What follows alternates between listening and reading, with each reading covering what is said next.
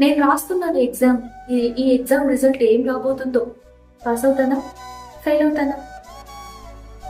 చదువు అయితే అయిపోయింది.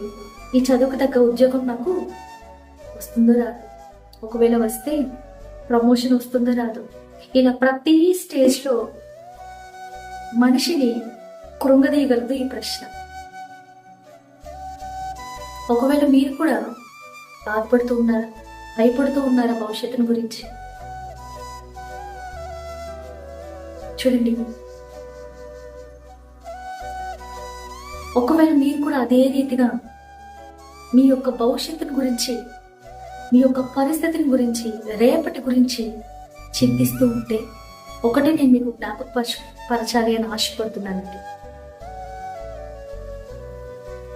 ఒకని నడత యెహోవా వల్లనే స్థిరపరచబడును.